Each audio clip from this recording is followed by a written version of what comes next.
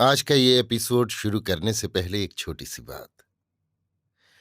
क्या आप भी अपना पॉडकास्ट बनाने की सोच रहे हैं? तो एंकर ट्राई कीजिए। ये पॉडकास्ट बनाने का सबसे आसान तरीका है। नंबर 1, ये फ्री है।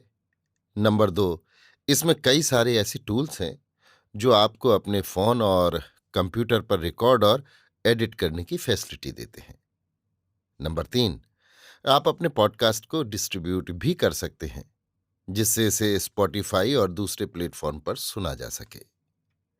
तो डाउनलोड कीजिए फ्री एंकर ऐप या विजिट कीजिए anchor.fm पर अपना पॉडकास्ट स्टार्ट करने के लिए।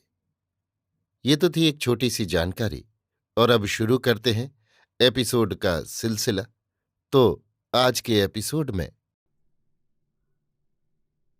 लीजिए सुनिए लियो टॉलस्टॉय की लिखी कहानी अंडे के बराबर दाना, मेरी यानी समीर गोस्वामी की आवाज में।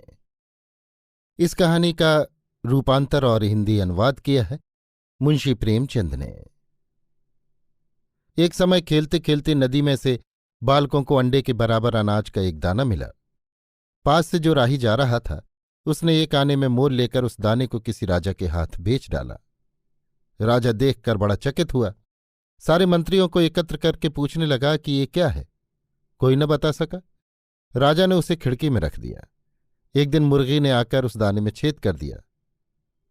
तब मंत्रियों ने जाना कि वो अनाज का दाना है। राजा ने अपने राज्य के समस्त विद्वानों को आज्ञा दी कि खोज लगाएं कि ऐसा दाना किस देश में उगता है। विद्वानों ने पुस्तकें छान मारी, कुछ पता न चला।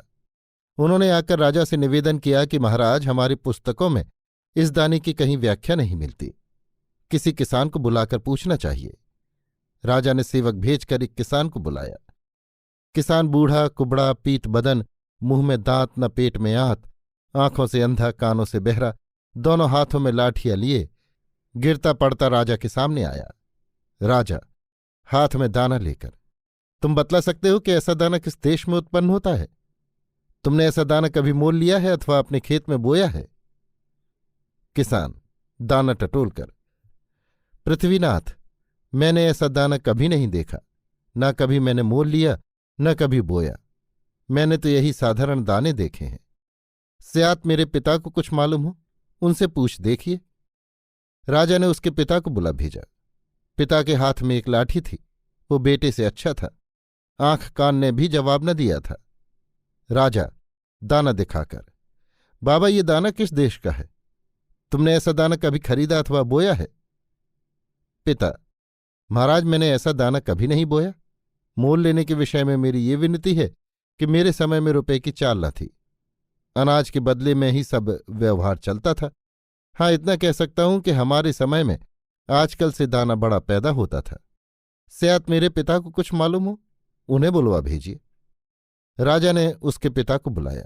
वो हट्टा कट्टा, नखशिख से ठीक, हाथ में लाठी न सोटा, राजा के सामने आया। राजा ने उसे दाना दिखाया और पहले की भांति वही प्रश्न किया। बूढ़ा हाथ में दाना लेकर, स्वामी, ये दाना मैंने बहुत दिनों से देखा है। चख कर, हाँ, ठीक वही है। राजा, भला ये तो बतलाओ कि ऐसा दाना कब और कहाँ होता था? तुमने ऐसा दाना मोल लेकर कभी अपने खेत में बोया था? बूढ़ा, मेरे समय में सब जगह ऐसा ही दाना होता था। मैं ऐसे ही दानों से पला हूं। हमारे खेत में सर्वदा ऐसे ही दाने उगा करते थे। राजा, परंतु उन्हें तुम कहीं से मोल लाया करते थे क्या?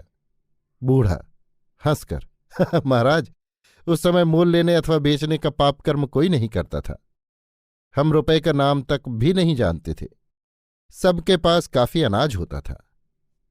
राजा, तुम्हारे खेत कहाँ थे? बूढ़ा, परमात्मा की पृथ्वी हमारे खेत थे। जो जहां चाहता था हल चला सकता था। धरती किसी एक आदमी की न थी। सब लोग अपने हाथों की कमाई से पेट भरते थे। राजा, अच्छा, पहले ये बतलाओ कि उस समय धरती ऐसा बड़ा दाना क्यों उत्पन्न करती थी, अब क्यों नहीं करती? दूसरे, तुम्हारा पोता 2 लाठियों के सहारे चलता है, तुम्हारा बेटा 1 लाठी के सहारे, और तुम बिना सहारे चलते हो। तुम्हारी आंखें अच्छी हैं, दांत एक भी नहीं टूटा। ये बात क्या है? बूढ़ा, स्वामी, इसका कारण ये है कि इस समय मनुष्यों ने अपना काम करना छोड़ दिया है। दूसरों की कमाई से अपना उदरपालन करते हैं। प्राचीन समय में लोग परमात्मा की आज्ञा पालन करके अपने हाथों से प्राप्त की हुई वस्तु को अपनी वस्तु समझते थे, दूसरों की कमाई पर हाथ नहीं बढ़ाते थे। अभी आप सुन रहे थे लियो टॉलस्टॉय की लिखी कहानी एक अंडे के बराबर दाना, मेरी यानी समीर गोस्वामी की आवाज में। इस कहानी का रूपांतर और हिंदी अनुवाद किया था मुंशी प्रेमचंद ने।